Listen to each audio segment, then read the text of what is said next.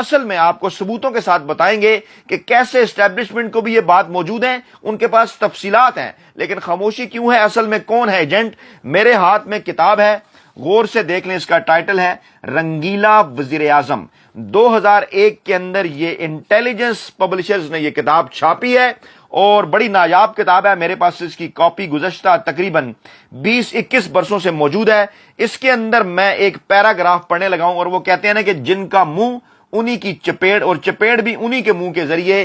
جنگ جیو گروپ جو عمران خان کے خلاف بڑا ایکٹیو ہے ان تمام تر معاملات کے اوپر، اس کے ریفرنس سے میں یہ بات کر رہا ہوں۔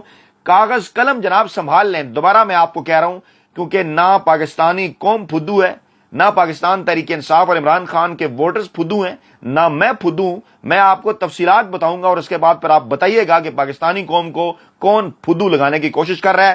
تو جناب، روزنامہ جنگ 19 نومبر 1999، ثبوت موجود ہیں، کتاب ہے۔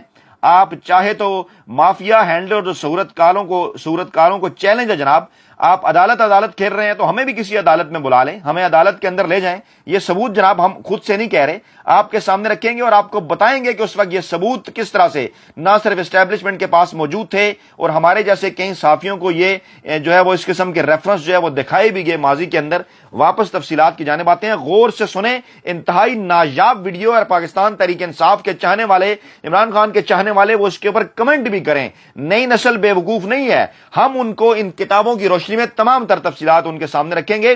ہم یہاں پر موجود ہیں جناب، نئی نسل کو ہم کہہ رہے ہیں، ہم کنٹینٹ آپ کو دیں گے وہ تمام تر، ماضی کسی کو بھولنے نہیں دیں گے۔ الحمدللہ یہ ریفرنس سے ساری لائبریری بھری پڑی ہے جناب۔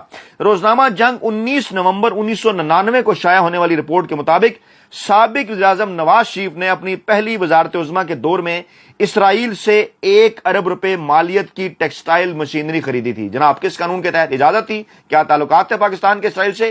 جواب دیں، یہ کتاب کہہ رہی ہے پہلی وزارت عظمیٰ کے دور میں اسرائیل سے 1 ارب روپے مالیت کی ٹیکسٹائل مشینری خریدی تھی جو اب پاکستان میں ان کے کارخانوں میں نصب ہے۔ نواز شریف خاندان کے اسرائیلی حکومت کے ساتھ خفیہ تعلقات گزشتہ 10 سال سے موجود ہیں۔ یہ میں نے ہائی لائٹ کیا، ذرا قریب کر رہا ہوں تاکہ آپ یہ نہ سمجھیں کہ اپنی طرف سے کچھ کہہ رہا ہوں، کتاب کہہ رہی ہے۔ نواز شریف خاندان کے اسرائیلی حکومت کے ساتھ خفیہ تعلقات گزشتہ 10 سال سے موجود ہیں۔ نئی دہلی میں متعین اسرائیل کے سفیر براہم یہودا نے انکشاف کیا کہ نواز شریف کے، رپیٹ کر رہا ہوں، میں نہیں کہہ رہا، کتاب کہہ رہی ہے، کتاب جنگ اخبار کا ریفرنس دے رہی ہے، میں نہیں کہہ رہا۔ نواز شریف کے نئی دہلی میں متعین اسرائیل کے سفیر براہم یہودا نے انکشاف کیا کہ نواز شریف کے چھوٹے بھائی شہباز شریف نے 1993 میں کم از کم 4 مرتبہ اسرائیل کا جعلی دستاویزات کے ذریعے خفیہ دورہ کیا اور ٹیکسٹائل مشینری کا سودا کرنے کے علاوہ رائے ونڈ کے اپنے زرعی فارم کے لیے اسرائیلی ٹیکنالوجی حاصل کی۔ شہباز شریف نے اسرائیل کے تین دوروں میں 7 اسپننگ یونٹس کا سودا کیا۔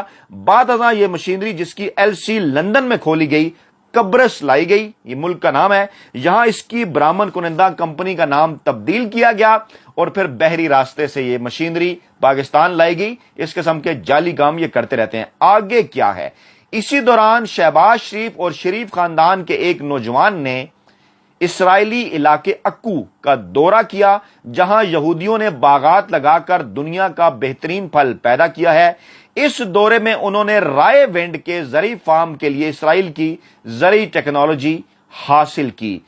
اب غور سے سنیے گا، یہ بھی معلوم ہوا ہے کہ معزول وزیر اعظم نواز شریف نے جاسوسی کا نجی نظام اپنا، یعنی ذاتی پرائیویٹ نظام، ایجنسیوں کا نہیں، نجی نظام قائم کرنے کے لیے انتہائی جدید آلات بھی اسرائیل سے حاصل کیے تھے، جن کے ذریعے نہ صرف ایک جگہ بیٹھ کر ملک کے کسی بھی حصے میں ہو رہی ٹیلی فونک گفتگو کو سنا جا سکتا ہے، بلکہ خاندان کے کارندے دور جگہوں پر بیٹھ کر کسی خاص کمرے میں ہو رہی گفتگو بھی تار کا کوئی نظام قائم کیے بغیر سننے کی صلاحیت حاصل کر چکے تھے۔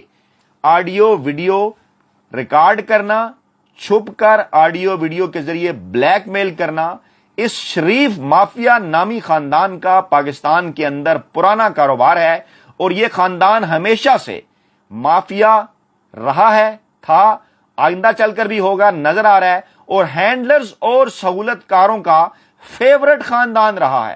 میں رپیٹ کر رہا ہوں، شریف خاندان پاکستان میں ہینڈلرز اور سہولت کاروں کا سب سے فیورٹ خاندان رہا ہے۔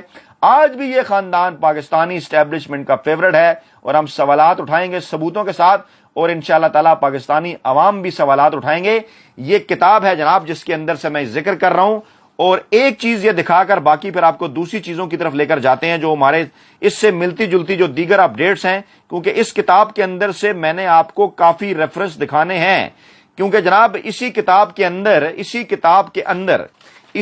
کے اندر جناب اشتہارات بھی ہیں کہ جن اشتہارات میں پاک فوج کو روگ آرمی قرار دیا گیا، مشاہد حسین سید اور نواز شریف کا کردار تھا ان تمام تر چیزوں کے اندر، اور اشتہارات چھاپے گئے دنیا بھر کے اخبارات کے اندر، جس میں پاکستان کی آرمی کو جی بالکل میں نے نکال لیا ہے، یہ ہے وہ اشتہار جناب۔